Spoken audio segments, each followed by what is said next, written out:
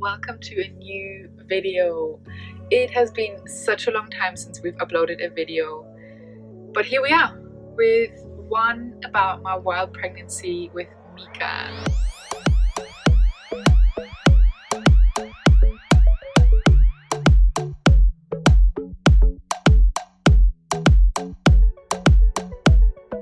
I've been wanting to post this information, this video, my story for such a long time because I just know deep down in my heart that so many women will benefit from hearing yet another wild pregnancy and free birth story during van life, especially. I know there's not that many out there.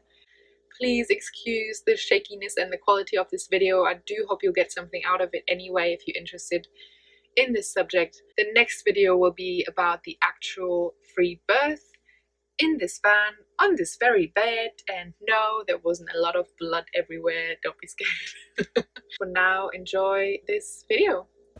This is Mika. I don't think any of you on YouTube will know her yet. She's almost 6 months old though.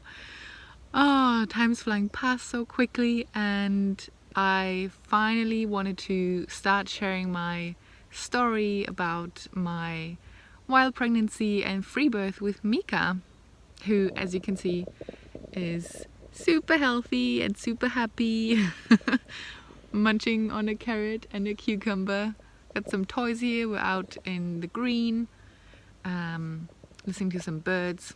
So I'm gonna talk about what a wild pregnancy even is, because I know some of you will probably ask that question because you don't know what it means. Why I decided to have a wild pregnancy rather than, well, I guess you could call it an assisted one. How it went, of course. I'm gonna share how I felt, any fears that came up during the pregnancy, and also about the birth, and what helped me get through it. Do you want to talk as well? Do you want to let them know how it was? Yeah? I think you were quite happy, weren't you?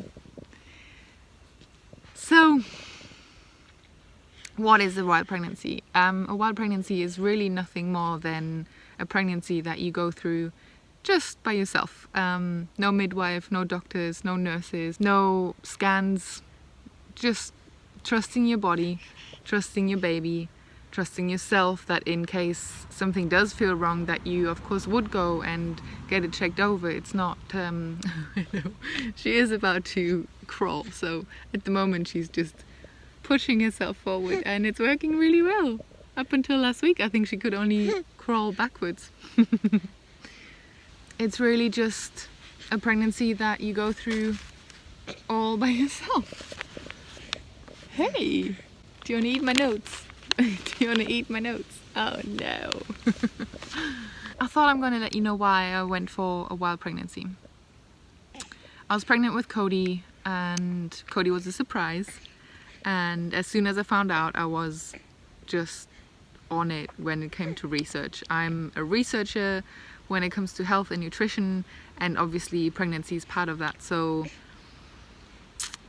I remember years ago, years before I was even pregnant for the first time, having heard about orgasmic birth, and it was obviously something that, you know, stuck in my mind. And as soon as I knew I was pregnant with Cody, I researched the hell out of it, and I definitely found out a lot. I learned about hypnobirthing, which is something that I used for Cody's birth, something that I then learned and taught as an instructor after Cody's birth for a little bit. And the birth itself, I'm not really going to go into Cody's birth, but it was a planned home birth, and I did most of that birth at home. And the last couple hours I did in the ambulance and then in hospital, where I just had to fight my way to a natural birth. Over the years, ever since, you know, the birth, more and more more and more has come up that just wasn't right, and that has really traumatized both myself and Cody for sure as well, even though he can't really tell me that right now. But I'm convinced that the birth itself was traumatizing enough. Nothing compared to a lot, if not most, other women who give birth in hospital end up with, you know, emergency births, but traumatizing enough for me to know that for the next birth I wouldn't call anyone until I gave birth to the baby. And so I was pregnant again. I knew for years before then that I would want a private midwife, even though now I know that they are just part of the system as well. And I'm sorry, any private midwives, any midwives out there, I know you have to stick to all the rules and they're insane, but I did want a midwife, a private midwife, thinking it was in the range of about £400 for a midwife who would look after me during the pregnancy, birth and postnatally. And obviously that's definitely not enough. So when I became pregnant with Mika, I went straight into researching private midwives to find out that instead of about £400, they are more like in the range of £4,000. And I can't even remember if that included the birth and postnatal help or if that was just antenatal. So that was a bit of a problem because we definitely didn't have 3, 4, 5 grand. And then after a couple weeks or so of just thinking, what am I going to do now? I got in contact with a friend who's also a Vanlifer, or was at the time. I knew she was a couple months ahead of me, I think 3 months ahead of me. They had moved back into a house. Nonetheless, I thought I'm just gonna ask her anyway if she can tell me what she would have done had she been in the van, being pregnant, traveling around, not just the UK but probably even Europe. How would she get the antenatal care? And then of course the birth, but that wasn't even a thing at the time. I was just wondering how I would get antenatal care because I thought that I needed it. I didn't know that I did not need it, that I could just choose not to have it. And so, oh, let me just show you this. Mika is so cute with flowers. She rips out the grass, but with flowers she seems to just want to explore them, smell them, touch them and eat them.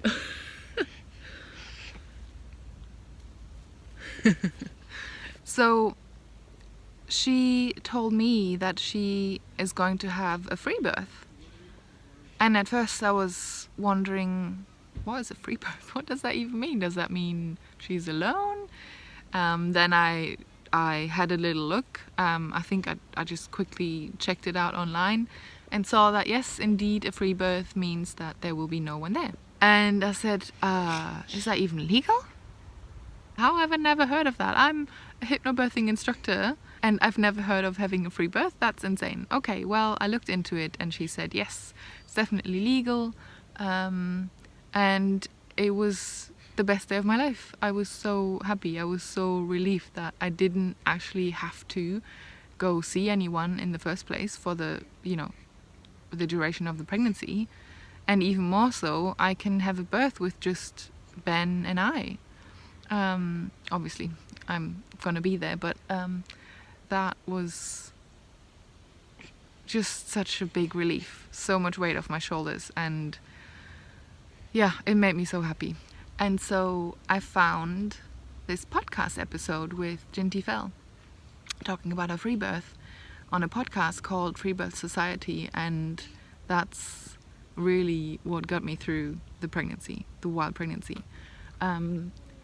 They have so many episodes by now. Unfortunately, the podcast wasn't out when I was pregnant with Cody, and I'm not sure I would have found it, probably because I did so much research and I probably would have stumbled across it, but at the time it didn't exist, and now it did. And there were already so many episodes of women sharing their stories, especially those who were traumatized during the first birth or several births, and then went on to have a often, not always, but often wild pregnancy, but especially free birth, unassisted birth. And yeah, how did it go? How did my wild pregnancy go? It was amazing. I mean, during my first pregnancy, I didn't mind going to the appointments. I was always in such a good mood. I felt amazing. I worked out every single day. I ate very healthy food. I did a lot of deep core breathing. I even did a specialist course in pre and postnatal exercise. So yeah, I kind of knew what I was doing. But every time I came out of that midwife office, I just felt so low. Like they always found something that they had to check again, and you know, things were risky because I used to have a thyroid issue that actually I had sorted out years before. I didn't have any results anymore that came up with an actual thyroid disease, and so that was gone. And yet they were still, every time they told me that they have to be really careful with me because of my thyroid issues, and I might not be able to have a home birth, so they have to wait until it's time, and if anything is not perfect, I can't have a home birth. And it just, you know, then my belly was quite small, but I knew that that was because of my the way I trained, the way I was breathing, and I knew that, but they didn't. And so they sent me in for an extra scan, which actually can, I don't want to go too much into stuff, but at the time I had the scans, I didn't refuse because I didn't know. That was with Cody, obviously. And yeah, so they sent me in for an extra scan because my belly was so small. Turns out it was all fine. But I had to have the extra scan in order to be able to have my home birth. So all of that just was quite stressful for me.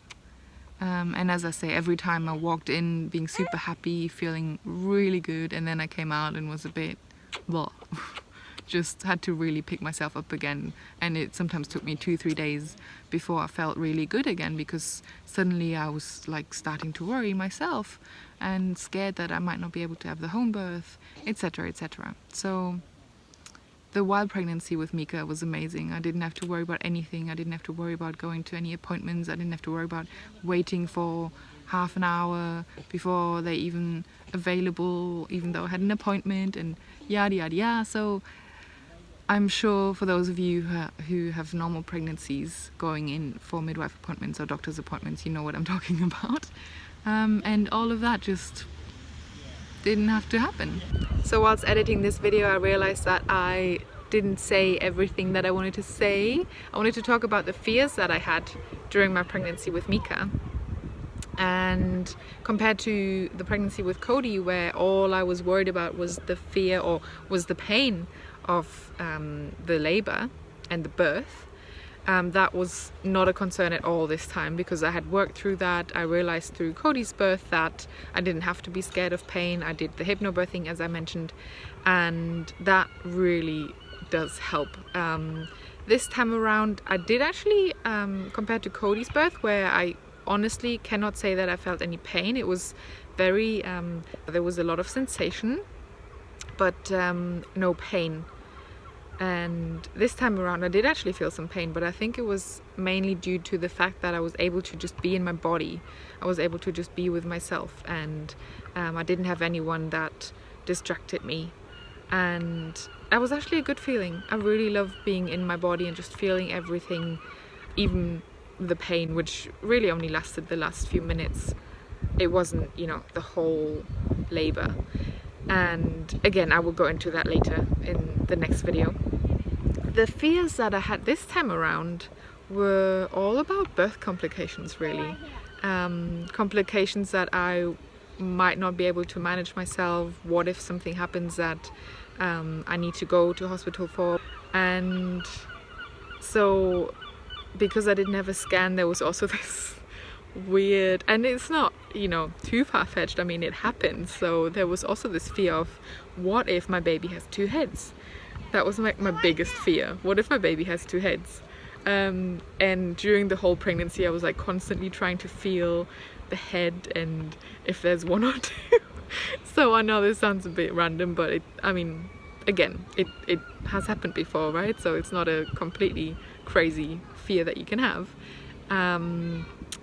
And then other fears of birth complications, like what if there's shoulder dystocia that I can't manage? What if my baby doesn't breathe when it comes out? Again, if you listen to the Freebirth Society podcast, which, by the way, I will link everything down below that I'm mentioning in this video. So just click on the links below if you'd like to listen to the podcast, or sign up for their program, or the books as well. I will link the books down below too.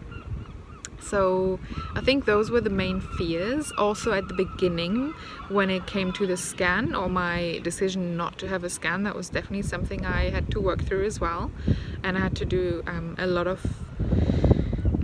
thinking and researching. A big fear at the beginning was, what if my baby has Down syndrome? And I worked through that, and I decided that actually, even if it did, even if someone found out in a scan that my baby has Down syndrome, or that, you know, all those tests that they do for that,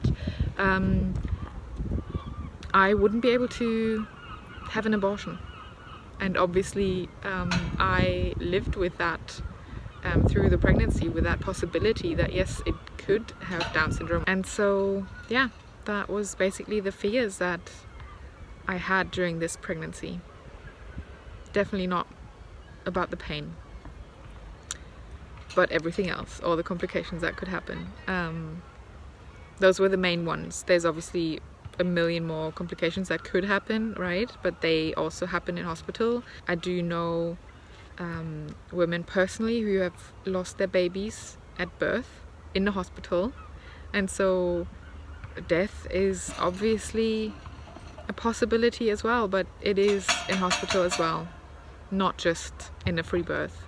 This is certainly a thing that I really want to make very clear, because that's the biggest concern of people who don't understand free birth is, what if your baby dies? And then, you know, usually it's the fault of the woman who gave birth.